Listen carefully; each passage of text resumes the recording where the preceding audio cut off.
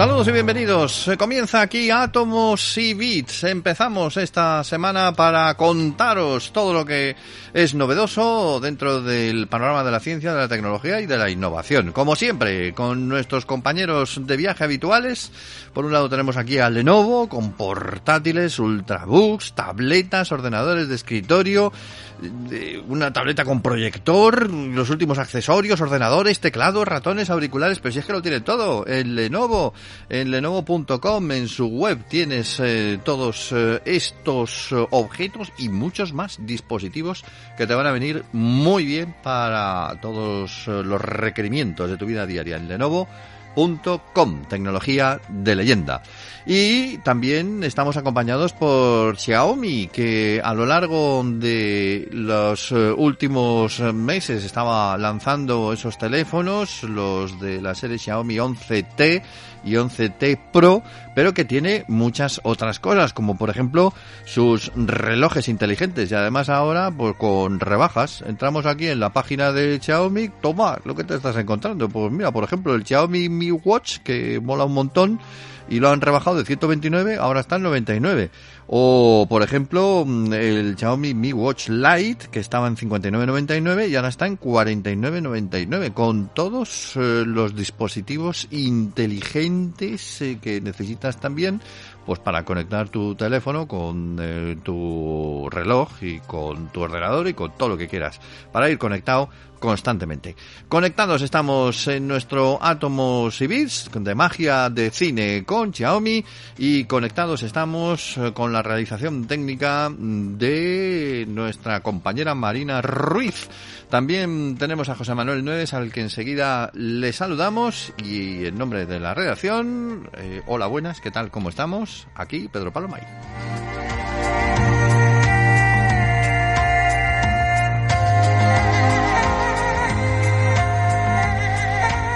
Así que arrancamos ya y lo hacemos pues con el saludo a don José Manuel. ¿Cómo está usted, señor? ¿Qué tal? ¿Qué tal, Pedro Pablo? Muy bien. Estoy absolutamente epatado con el primer tema del que nos vas a hablar a continuación, porque sí, me tiene loco eso de que la Tierra esté en medio del centro de una burbuja vacía en medio de la nada. Cuéntanos, por favor. Sí, si es que últimamente los astrónomos están encontrando burbujas en las que hay menos estrellas o incluso cero estrellas dentro de la galaxia, ¿no? Y esas burbujas podrían resultar muy importantes, fíjate, para una cosa tan fundamental como para que nazcan nuevas estrellas. Ahí va. Ya verás, pues han encontrado, vamos por partes, que la Tierra, no solamente la Tierra con el Sol y todos los planetas, o sea, todo el sistema solar, resulta que está justo en medio, pero no está en medio por casualidad, porque le toca, dentro de poco ya no estará en medio, pero está ahora mismo justo en medio de una burbuja que tiene ni más ni menos que 1000 años luz de diámetro. Y en los límites, en la superficie de esa burbuja, hay una serie de densas nubes de gas que están dando a luz, están generando miles de nuevas estrellas. Claro, nosotros, como estamos en el medio, resulta que no hay ninguna estrella, por eso es una burbuja, formándose a menos de 500 años luz. Hacia un lado, 500 hacia el otro. Los investigadores se preguntan qué es lo que puede haber originado esta burbuja. Y esta burbuja no es nueva. O sea, se conoce ni más ni menos que desde los años 70, ¿no? Y se la llama burbuja local. Se conoce, ya te digo, desde los años 70, y resulta que en su interior no existe ninguna estrella que tenga menos de 14 millones de años. Es decir, Caramba, que durante los últimos 14 millones de años no se ha formado ninguna burbuja en el interior. Sí que hay otras estrellas. Nosotros tenemos estrellas que están muchísimo más cerca de 500 años luz, muchísimo más cerca. Pero son todas las estrellas que ahora mismo hay dentro, como nuestro Sol, o bien ya existían antes, cuando se formó la burbuja, o bien nacieron fuera y como todo se está moviendo, pues ahora están atravesando la burbuja, que es precisamente el caso del Sol, ¿no? sí. ¿Qué es lo que origina estas burbujas? Bueno, se pensaba que podían ser las supernovas, ¿no? De hecho, hace unos meses hablamos de ella en el programa también, se encontró en la Vía Láctea a decenas de años luz de distancia, a cientos de años luz de distancia, se encontró otra burbuja que tenía 500 años luz y dentro pues prácticamente no había estrellas y se descubrió que había sido generada por una supernova. ¿Cómo lo hace la supernova? Pues tú imagínate que aparte de las estrellas que vemos en la galaxia, lo que más hay es polvo. O sea, es polvo, nubes de gas de hidrógeno, ¿no? Y a partir de ese gas de hidrógeno es donde se forman, o a partir del que se forman las nuevas estrellas. Hace falta que esas nubes de gas se condensen, por lo tanto se vayan calentando hasta alcanzar la temperatura de fusión del hidrógeno y cuando eso sucede, nace una nueva estrella. Vale, pues ¿qué ocurre cuando esas estrellas evolucionan, se hacen mayores y explotan? Bueno, pues que la onda expansiva de las explosiones lo que hace es desplazar todas esas nubes de hidrógeno, creando una burbuja en la que no hay hidrógeno. Por eso no se forman nuevas estrellas. Pero al mismo tiempo que hace eso, lo que está haciendo es concentrar en los bordes de esa burbuja que se ha formado por la explosión todo el material que había dentro antes. Y eso está fomentando que nazcan un número muy grande de nuevas estrellas. Con lo cual, una estrella muere, digámoslo así, y nos deja como herencia la posibilidad de que surjan miles de otras estrellas nuevas, ¿no?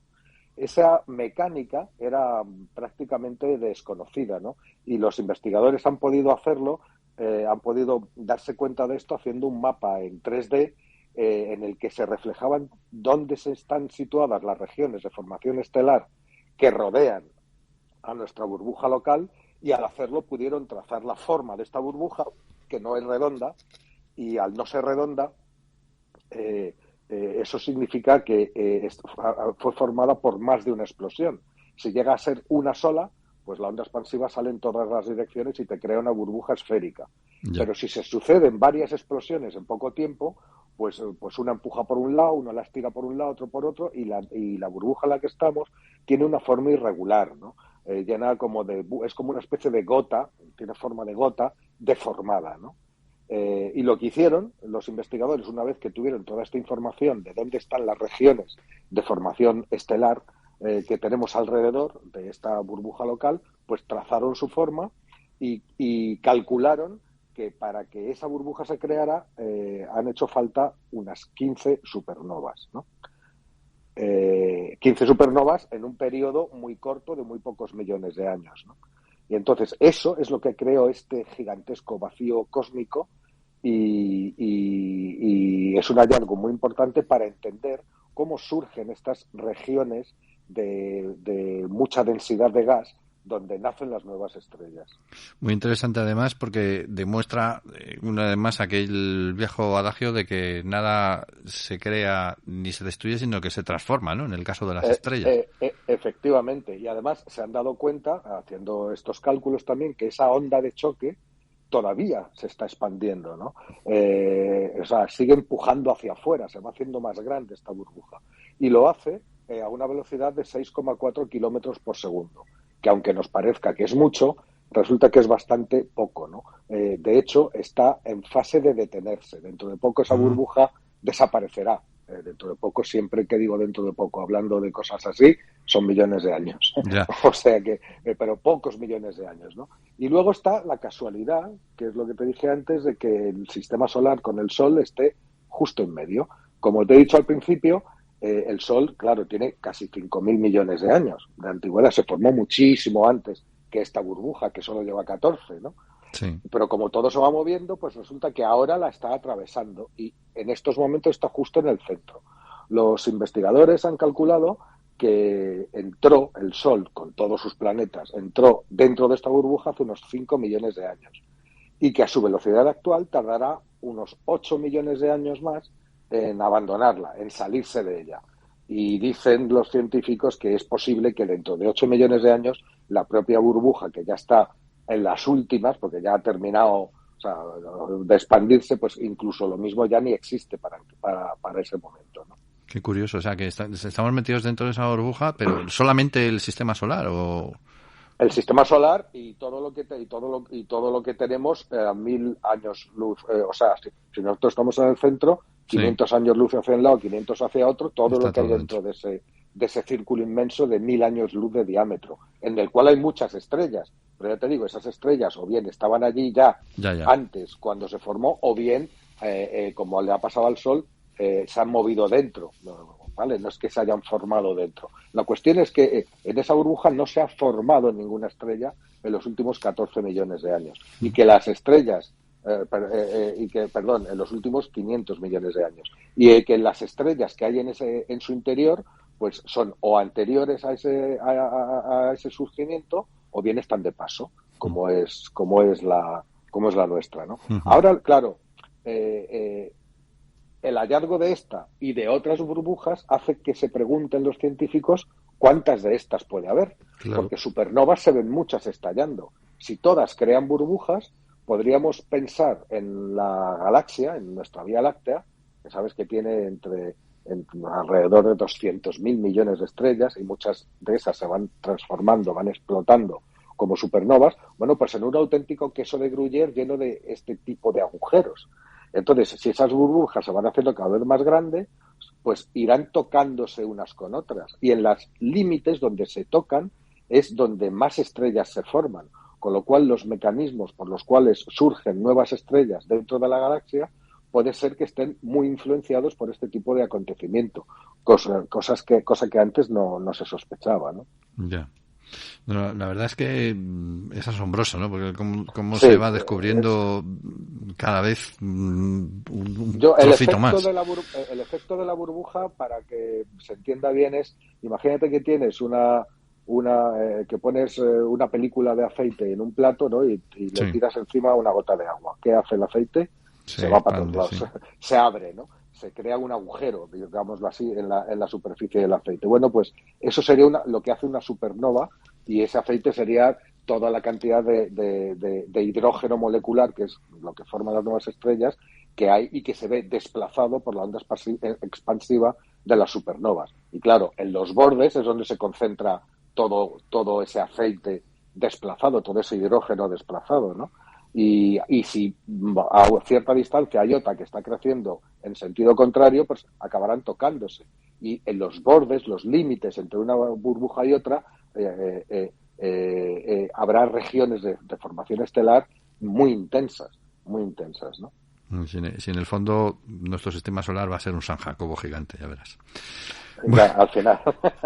pero bueno, estamos hablando de grandes distancias, pero también queremos hablar de distancias más próximas. Bueno, no es que esté aquí al lado, pero está más cerca, nuestro fascinante planeta Marte, que tanto nos gusta porque nos deja siempre muchos misterios y bueno, no sé, es un sitio que siempre ha despertado mucho la imaginación popular.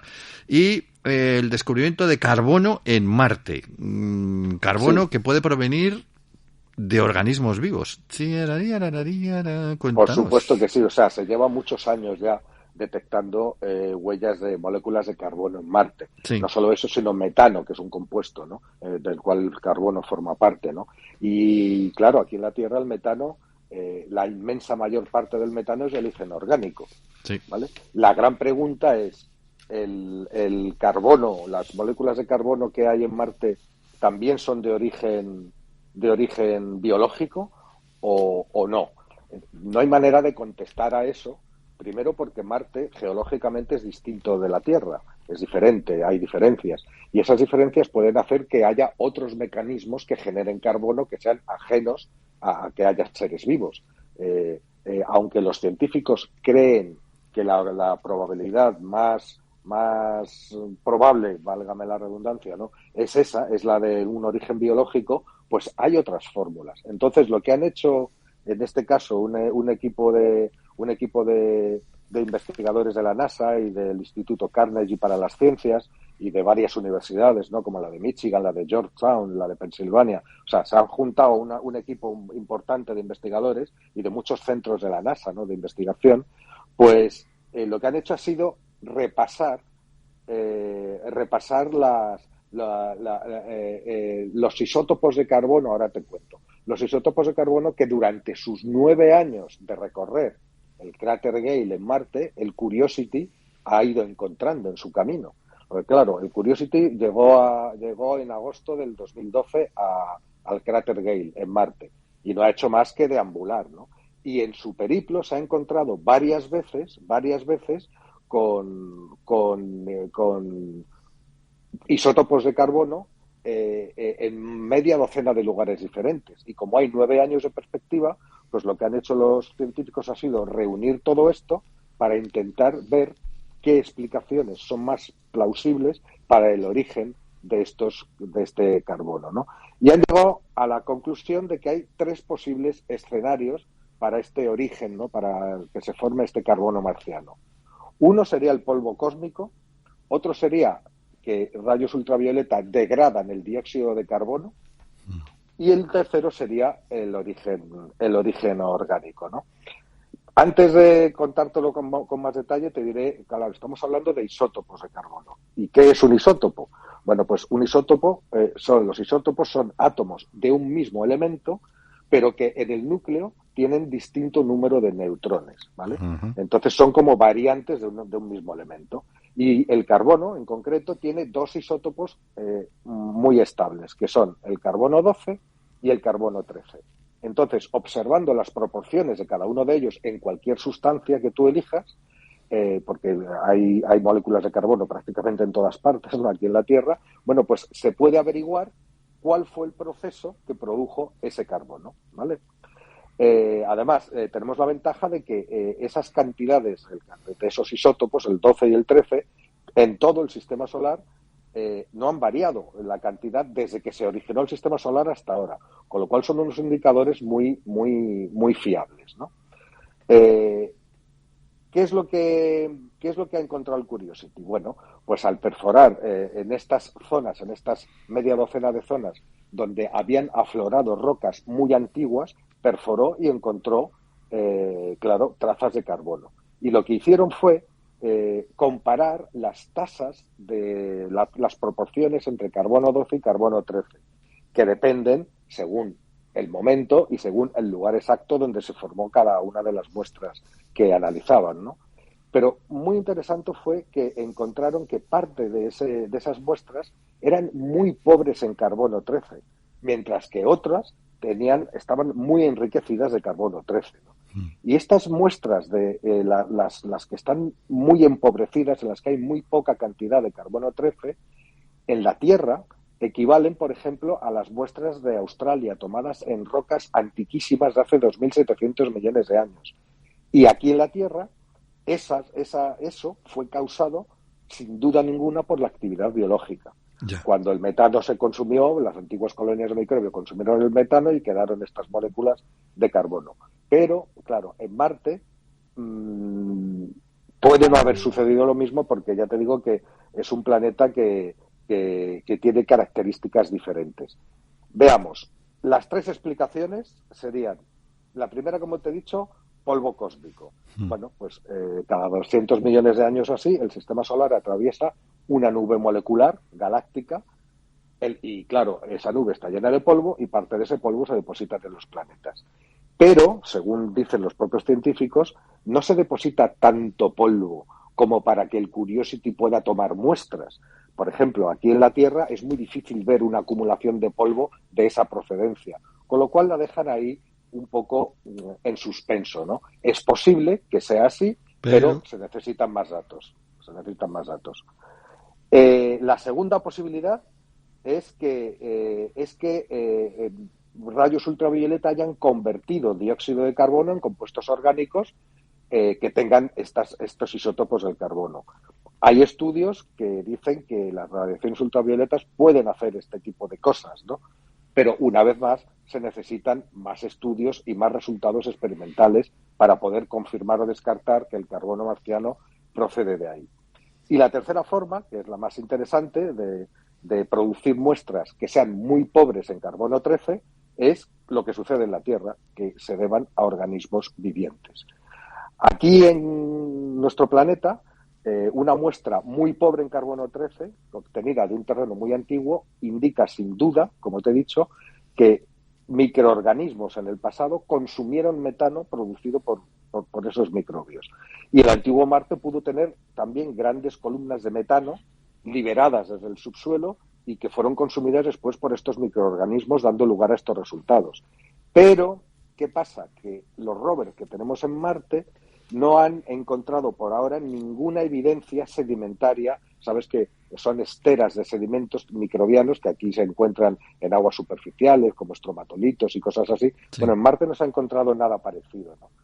Con lo cual, en cualquiera de los tres casos, es un ciclo de carbono el que se ha producido en Marte que no se parece mucho al de la Tierra, ¿no? Hacen falta más datos para saber cuál de estas tres explicaciones es la buena. Ayudaría mucho, por ejemplo, que el rover o uno de los rovers que hay en Marte se encontrara de repente con una columna de metano emanando y que fuera capaz de medir los isótopos de carbono justo en la misma columna. Pero eso no ha sucedido. En Marte hay columnas de metano, se han detectado desde el espacio, desde el satélite, pero ningún rover se ha cruzado con una, y con las que se ha cruzado son demasiado pequeñas como para tomar muestras lo suficientemente buenas como para poder medir los isótopos. No. Así que eso no se ha podido hacer.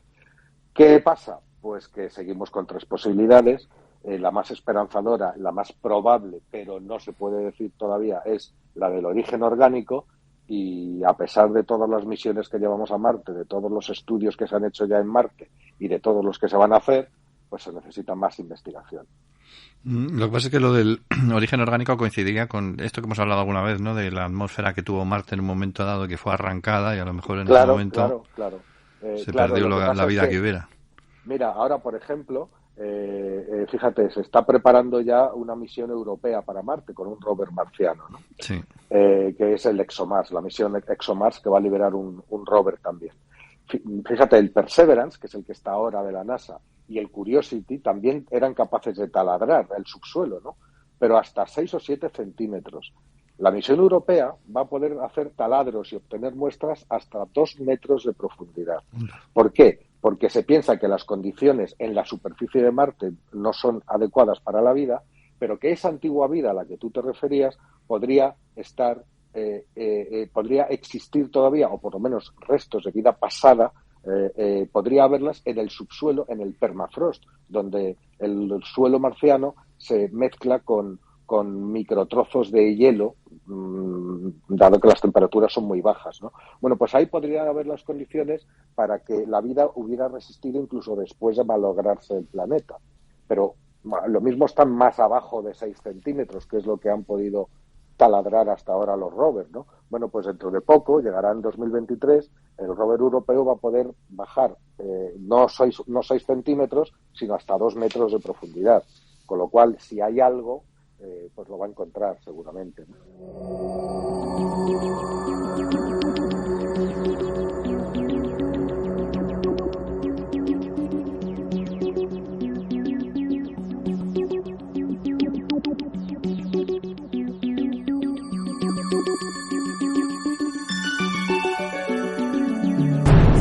Veo que hay unos cascos de Xiaomi, de estos que van directamente a las orejillas, que también están rebajados en su página web. Xiaomi Redmi Buds 3, por ejemplo, o los Xiaomi Redmi Buds 3 Pro, que molan todavía más y están todavía más rebajados. Tenemos los Xiaomi Mi True Wireless Earphones, que también están rebajados, con sus protectores correspondientes. Bueno, hay que mirarlos. Son los Redmi Buds 3, es el sonido que estás buscando, ese sonido digital, ese sonido que tiene Xiaomi de magia de cine.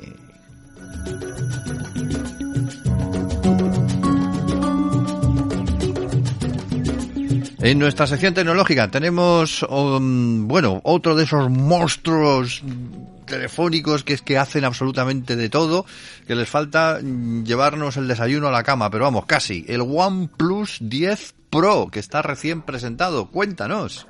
Sí, lo han presentado hace un par de semanas en el CES de Las Vegas y es una bestia, como tú dices, una bestia orientada además a la fotografía, ¿no? Sí.